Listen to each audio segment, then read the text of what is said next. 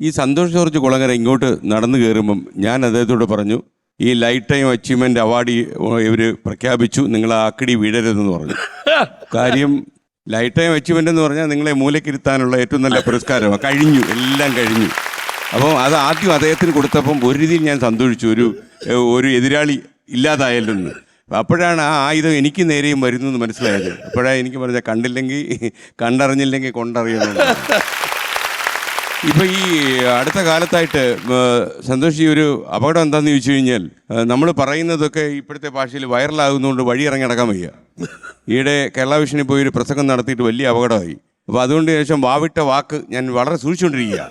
മാത്രമല്ല, പിന്നീട് ഞാൻ ശ്വേതാമേനെ കുറിച്ച് എന്തെങ്കിലും ഒരു കാര്യം പറഞ്ഞു കഴിഞ്ഞാൽ പേര് പറയാതെ പറഞ്ഞാൽ ആൾക്കാർ പെട്ടെന്ന് ലൊക്കേറ്റ് ചെയ്ത് കളയാം. വലിയ അപകടമാണ്. ശ്വേതയെക്കുറിച്ചല്ല ഞാൻ പറഞ്ഞു കേട്ടോ. അപ്പോൾ വളരെ സന്തോഷം. നമുക്കൊരു പക്ഷേ ഈ ഒരു പുരസ്കാരം വാങ്ങാൻ വരണം എന്ന് എന്നോട് പറഞ്ഞപ്പോൾ ഞാൻ നടക്കാതെ പോയൊരു സ്വപ്നത്തെക്കുറിച്ചാണ് ഞാൻ ആലോചിച്ചത്.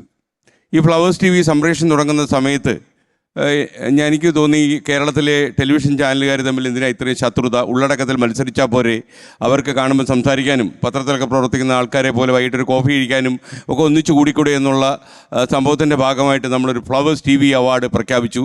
അതിലൂടെ നമ്മൾ കുറേ ആൾക്കാരെ ആദരിക്കാൻ ശ്രമിച്ചു. കുറേ ചാനലുകാർ വന്നു, കുറച്ച് ചാനലുകാർ വന്നില്ല. പക്ഷേ ഈ ഒരു 10 കൊല്ലത്തിന് ശേഷം ഞാൻ ആലോചിക്കുമ്പോൾ ഞാൻ പൂർണ്ണമായിട്ടും പരാജയപ്പെട്ടു പോയി.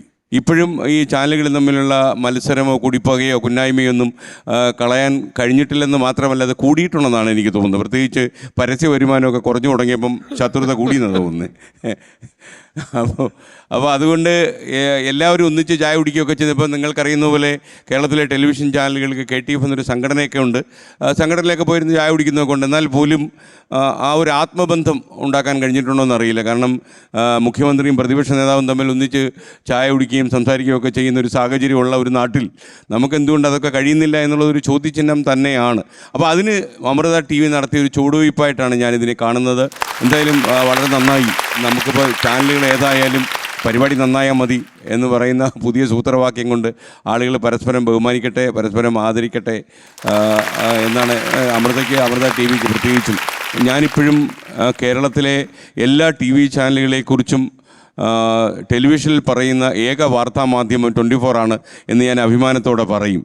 കാരണം നമ്മൾ ഈ പ്രൈവറ്റ് ഹോസ്പിറ്റലിൻ്റെ പേര് സ്വകാര്യം എന്ന് പറയുന്ന പോലെ തന്നെ ഏതെങ്കിലും ഒരാളിൻ്റെ പേര് പറയേണ്ടി വരികയാണെങ്കിൽ അയാളുടെ പേരൊഴിച്ചെല്ലാം പറയും. അതേസമയം ഞാൻ ആലോചിക്കാറുണ്ട്, ഇപ്പോൾ എൻ്റെ പേര് തന്നെ ഒരു സ്ഥലത്ത് ഒരു വേറൊരു ചാനലിൽ പറയേണ്ടി വന്നു കഴിഞ്ഞാൽ അവർ പറയാതിരിക്കും. എന്നാൽ ഞാൻ മരിച്ചു കഴിഞ്ഞാൽ ശ്രീകണ്ഠൻ നായർ അന്തരിച്ചു, ഒരു യുഗം അവസാനിച്ചു. ഒരു യുഗമൊക്കെ വെറുതെ അങ്ങ് ഉപയോഗിക്കും. അപ്പോൾ അന്ന് പറയാൻ വെച്ച കാര്യങ്ങളിൽ ഒരു 100-1 ഇന്ന് പറഞ്ഞാൽ സന്തോഷ് ജോർജ് കുളങ്ങര ലോകമൊക്കെ കണ്ട മനുഷ്യനാണ്. അദ്ദേഹം ഒരുപാട് സ്ഥലത്ത് യാത്ര ചെയ്തു. ഞാൻ അദ്ദേഹത്തെക്കുറിച്ച് ആലോചിക്കുമ്പോൾ എൻ്റെ മനസ്സിൽ ഓർമ്മ വരുന്നൊരു കാര്യം, കേരളം പോലും പൂർണ്ണമായിട്ട് കണ്ടില്ല, ഇനിയാണ് നമ്മൾ ലോകം മൊത്തം കാണുന്നതെന്ന് ആലോചിക്കും. അപ്പോൾ മാത്രമല്ല, എനിക്ക് പിന്നാലെ വരുന്ന 1-2 പേർക്ക് കുളങ്ങരയായിട്ട് ബന്ധപ്പെടുത്ത 1-2 കാര്യങ്ങൾ പറയാനുണ്ട്. നമ്മുടെ വക്കീലൊരു കാര്യം പറയും. ഓക്കെ, തീർച്ചയായിട്ടും അദ്ദേഹം പറയുന്നത് എന്നോട് പറഞ്ഞിട്ടുണ്ട്. സന്തോഷം. അപ്പോൾ എന്തായാലും അങ്ങയുടെ പുരസ്കാരം തന്നതിന് അങ്ങേക്ക് നന്ദി, എല്ലാവർക്കും നന്ദി.